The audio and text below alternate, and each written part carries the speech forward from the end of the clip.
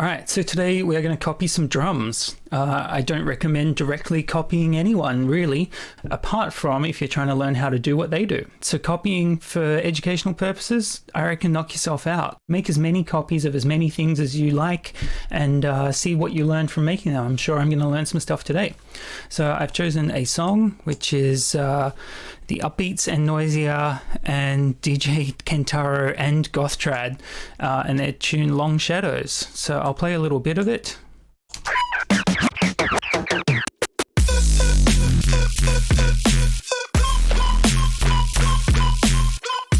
Cool, that's enough. So what we're going to be looking at is the drums. So let's get the tempo of this thing about right. All right, I reckon it's 173. Unwarp it. Yeah. Cool. Let's take this loop as what we're going to work from. Okay, and now what we want to do is go through the song and see if we can find any exposed drum hits. They're really useful for a few reasons. I'll see what I can find.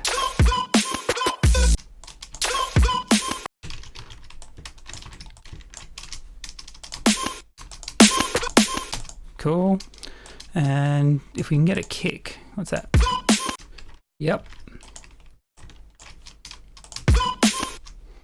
Cool. So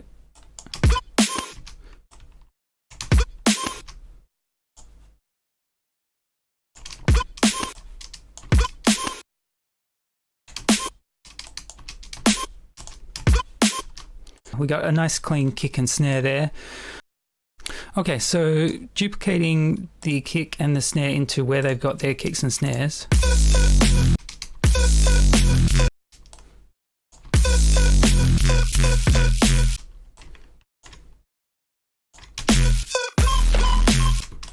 Did they just copy that? Yep. All right, so one thing that we can do, which is a bit cheeky, is if we phase invert our kick and our snare that we've copied from the rest of the song and layer it over the loop, we might be able to see whether the kicks and the snares phase cancel.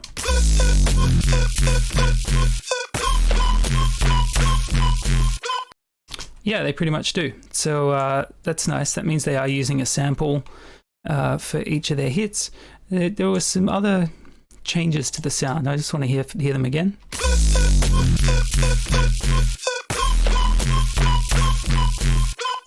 Cool. So I think they've layered their kicks with some stuff, but we'll get to that later. All right, let's make a kick. I'm going to use operator just because it's built in.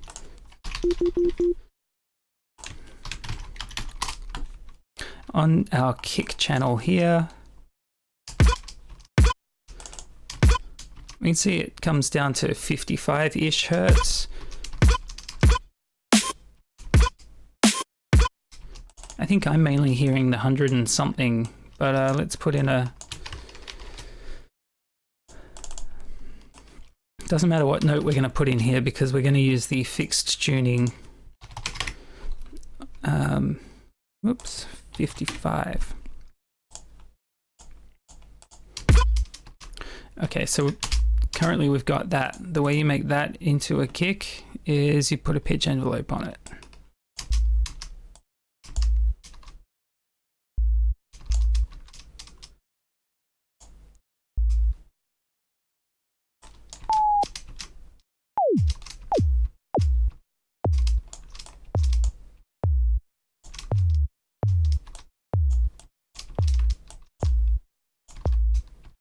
Might go lower than 55, so I'll go to 27.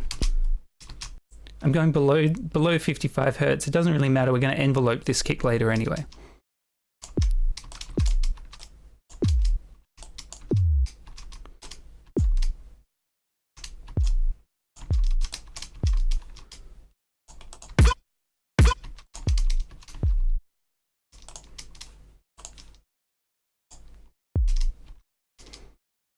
That's probably too low.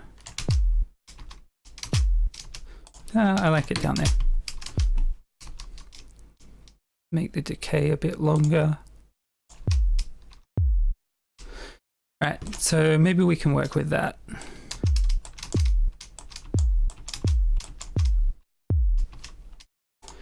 I'll duplicate it and freeze it. Let's see how far we get.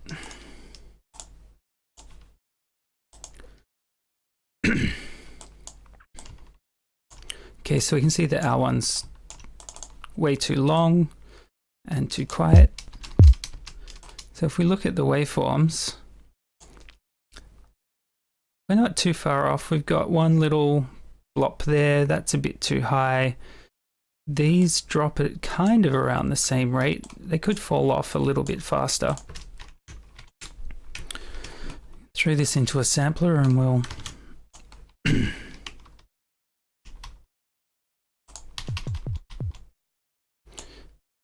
we can add another pitch envelope onto it here.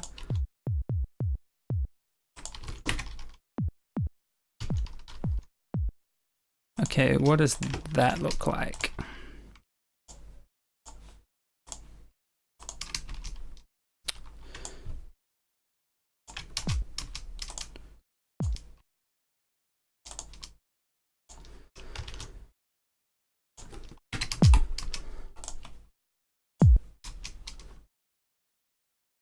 Yeah, we can go even lower than that.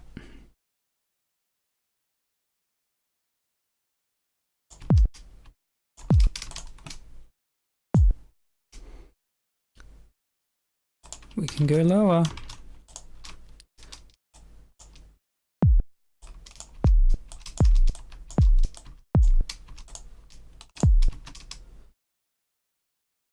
That's looking a bit better.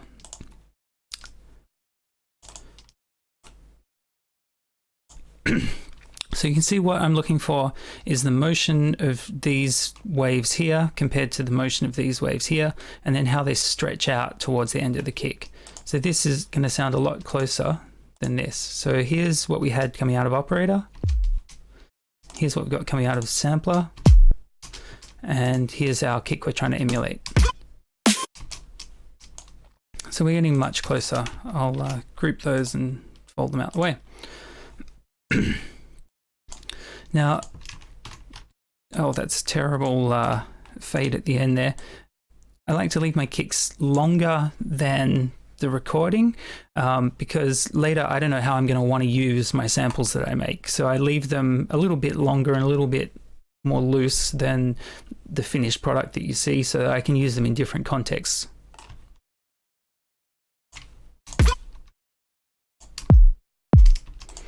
Okay, so there's definitely some other layers. There's a nice crispy acoustic kick, so let's go find one. I'm going to try and use this stock Ableton stuff as much as possible.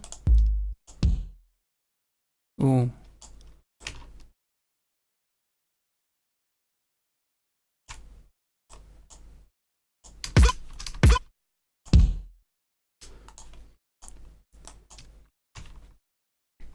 Okay, so we want that. You can see in the waveform even, we want that first burst of noise, and then we want it to disappear, and then there's something else comes up and gets louder. That might be actual instruments though. Yeah, so I think that all we want from this kick is just that first little snippet.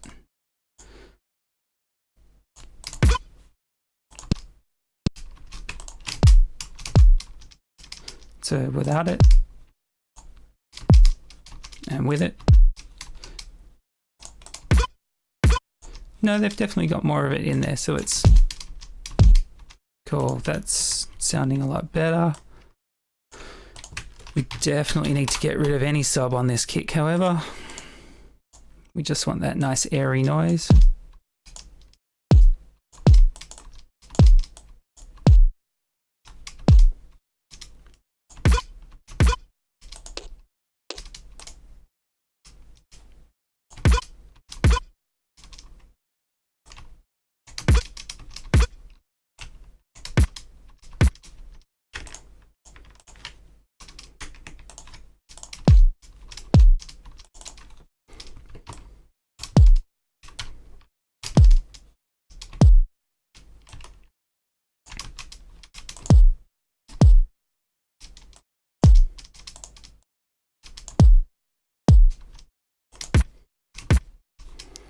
Cool. I think we can distort this, maybe saturator.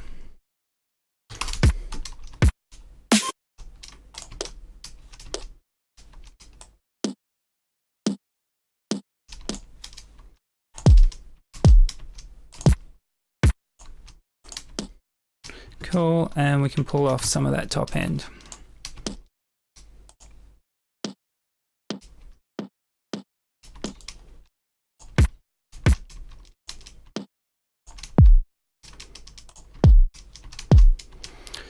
Okay, so we've got a nice layered, kick there. We'll group it.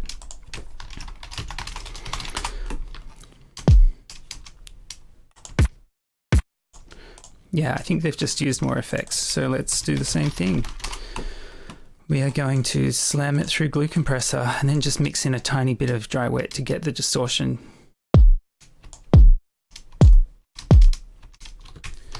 Cool. I'm actually going to bring our synth down a little.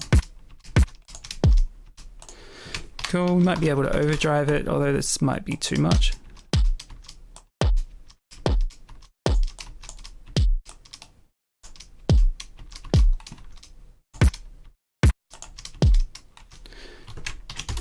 Cool. And well, let's build a little New York compression. I'm not sure this is going to work, but I want to try it out. So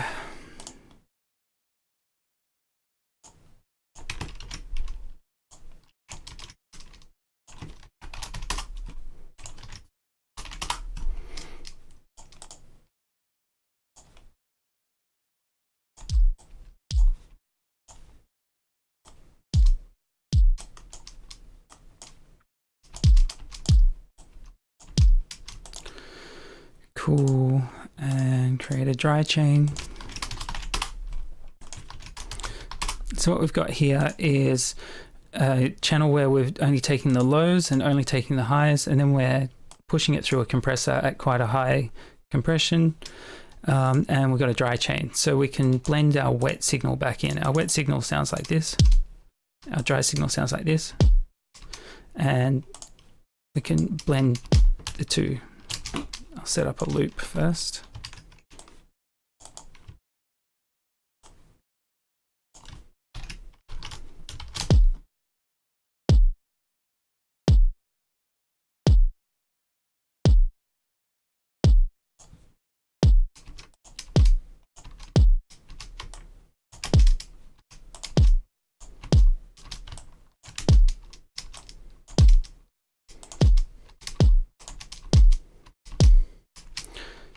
You can hear it's adding a little bit of smack to the start of the sound.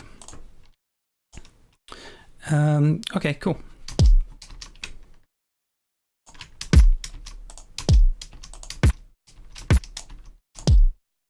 Okay, we're definitely missing an extra layer of noise. I'll try adding it in. Let's duplicate this. And instead of taking the very start, we'll just take the air. And squish it a bit more.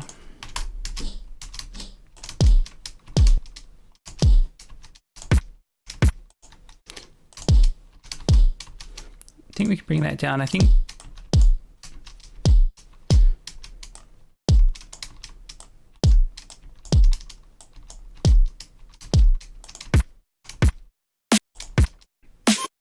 so. I think a lot of the extra overtones that I'm hearing are just because their kick is so slammed. We can get close by using clipping in Saturator. I have my Saturator patch to be analog clip, so I can just push things and use it essentially like a limiter. Cool. You can hear how the distortions added a bit of like top end, bit of squariness to the sound. That'll probably actually come out okay. So let's resample that.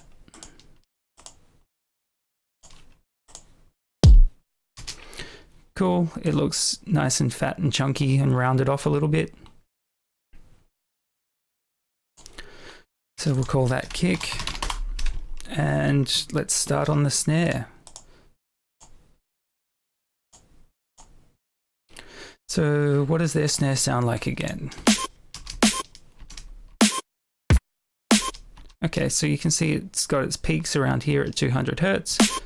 It's got some cymbal noise in it. That's where the beep is. There's nothing under 200. Cool. cool. It sounds like a synthesized snare, so let's make one.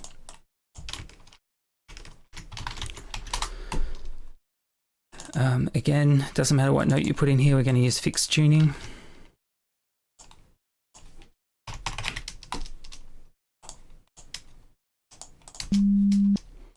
It's a cool snare, right? So we just want this to be a bit of a donk.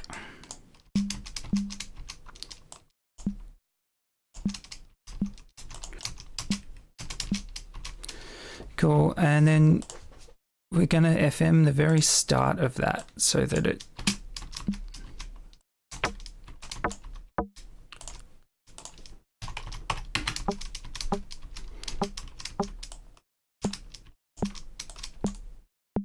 has a nice little knock. I can do this with one operator or multiple, but I'm going to do it with multiple because it's easier. So that's a donk. And we want a clap. We can get a clappy sound by using a bandpass filter on some noise.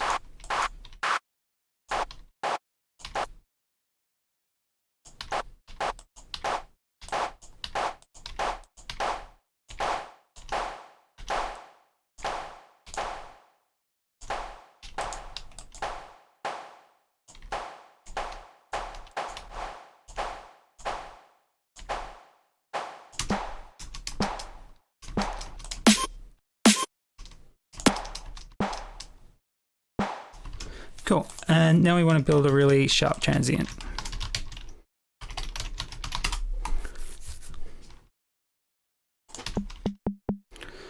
So we can make this more of a square. We can make this more of a triangle. And then we can bring the decay right in.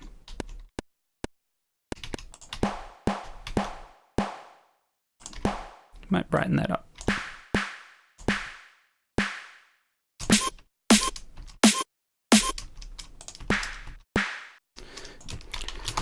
Okay, so I'm making our note about as long as the original snare so that the donk is about the same.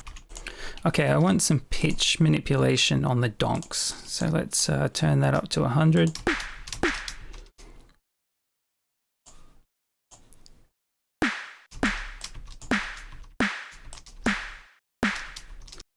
That's a bit better. All right, and I can see that the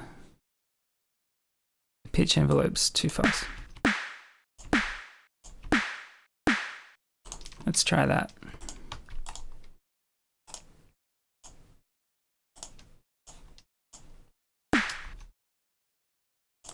If we make that significantly louder, yeah, that's more in the ballpark. Okay, so let's leave operator behind. I'll name it snare. Let's copy the processing from our kick channel.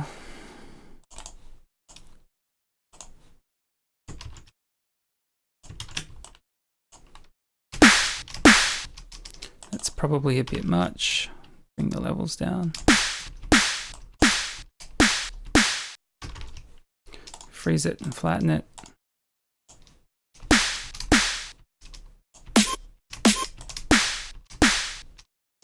Cool, it still sounds a little bit too clicky at the start. We can use drum bus or something like that to make some overall changes.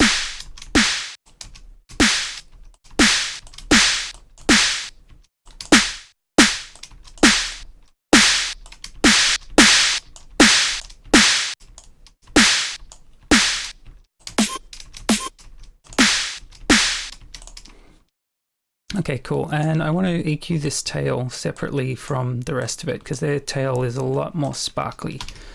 So I'll make a copy. We'll bring it back a bit.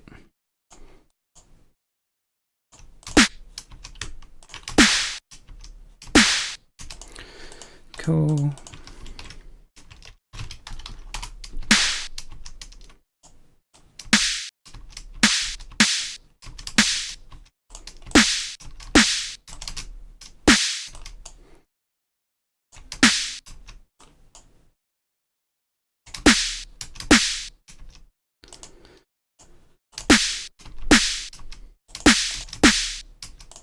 Cool, let's group those. Let's take out some dud frequencies.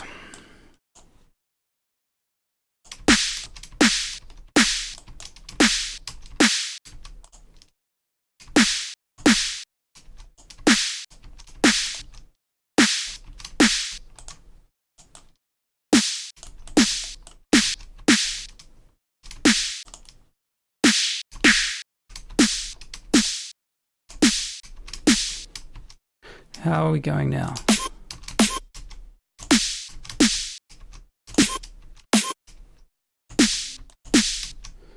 Cool, I think we're reasonably close.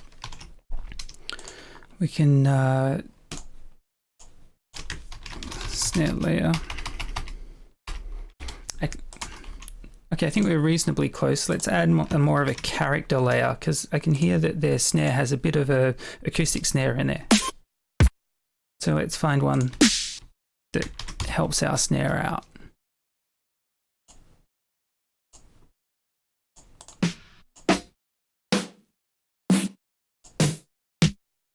Yeah.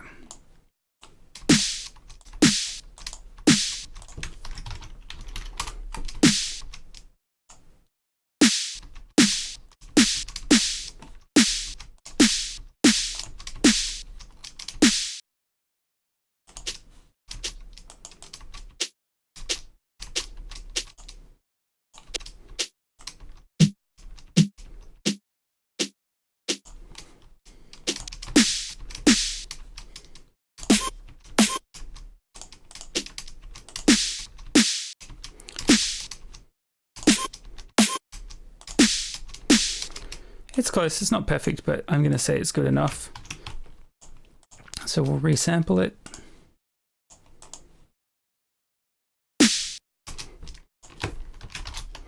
Okay, so we got a big beefy snare and a big beefy kick. Now what we can do, because we've managed to remove the kick and the snare from the original track, we can replace it with ours and just see whether it's similar in terms of the tone.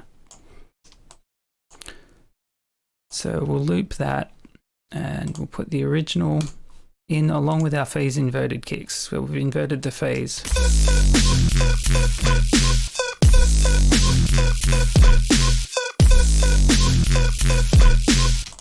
Cool, so it's getting there. The snare could be a lot brighter. We could probably scrub some more bottom end.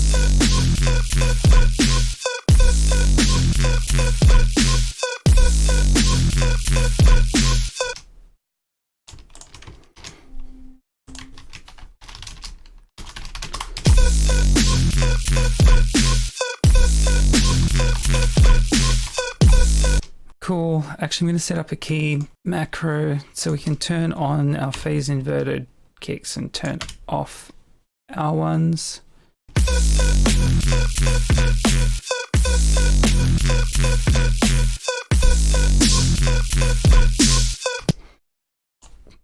Okay, those are a fair bit tighter. Maybe this section I was borrowing from had some sort of cymbals over it.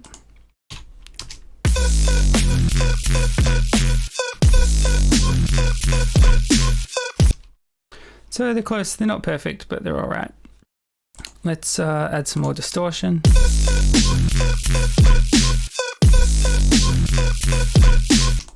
Okay, we can make that kick a lot shorter.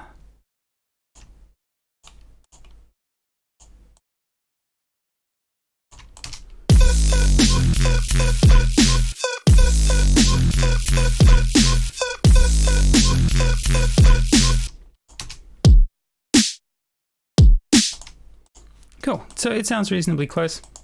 Obviously going through and duplicating hi-hats and cymbals is pretty straightforward. I mean, you just listen for the timing and drop a sample in. Yeah, so I hope that's informative and it gives you an idea of how to go through and try to duplicate some kicks and snares that you like the sound of and see what you come up with. It's pretty easy and fun, and you build up a little library of your own sounds to use in your tunes. Cheers.